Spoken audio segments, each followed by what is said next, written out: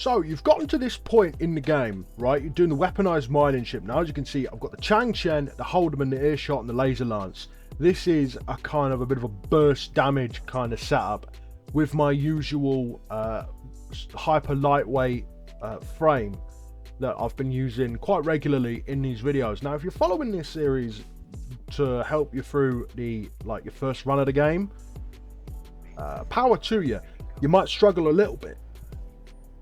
Pardon me. You might struggle a little bit purely because this is using the full range of gear and outfitting options that you get once you complete the game once or twice, especially with the OST chips. And I'm not going to bang on with the same thing that I've said over the past couple of videos. I'm going to be trying to go with things you might not know about the missions in question. So with this mission, as you noticed, I've hooked a hard left. I'm not going straight towards the mining carrier.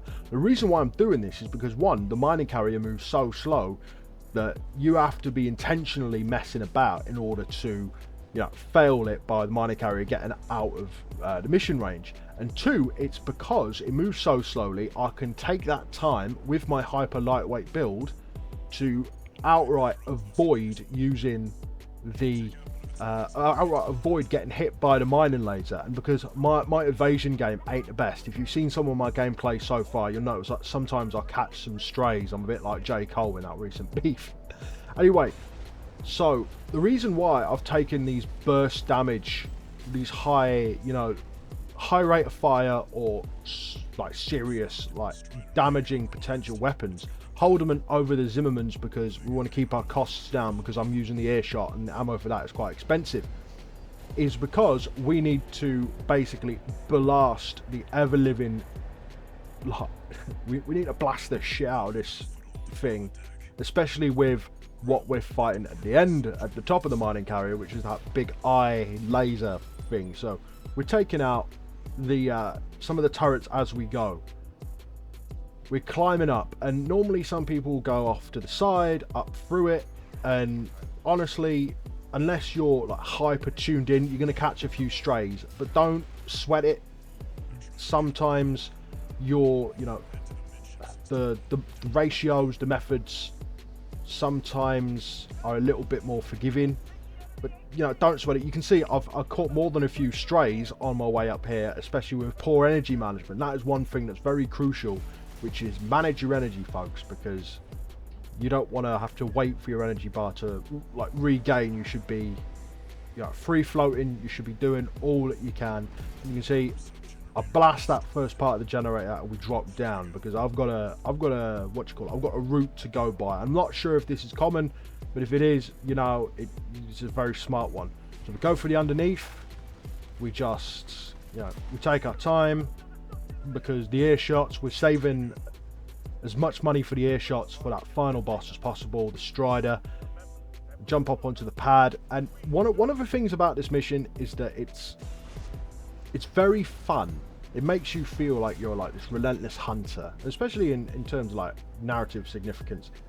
But keeping your momentum is very important. As you can see there, sometimes the Strider will be able to get shots on you. It's best to sort of keep something between you and the eye, right?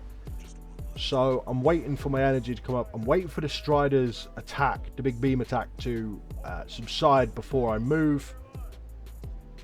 I'm going up, I'm using the geometry, I'm boosting, and I think I just get clipped by the Strider as I get into cover behind the generator, and that shuts it down. That opens it up for the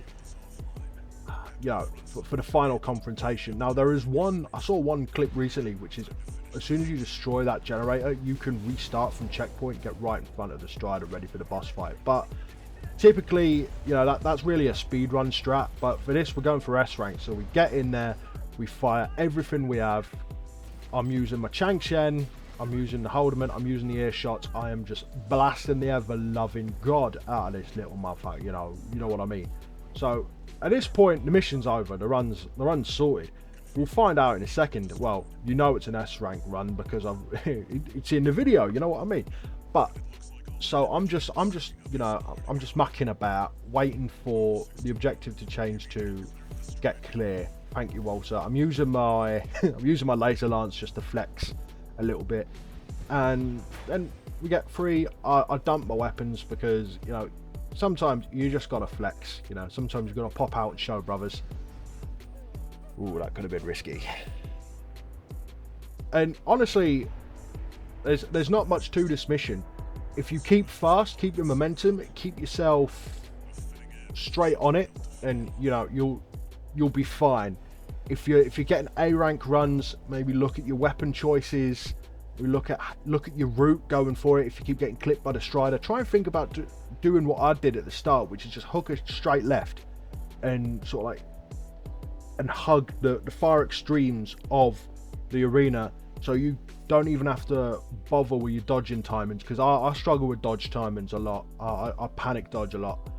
That's a problem in Elden Ring as well. And as you can see there, S rank, perfect, in the bag. That's all from me. If you like this video, like it. If you dislike it, dislike it.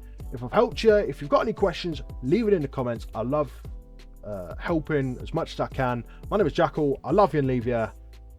Peace and out, Bogrigs.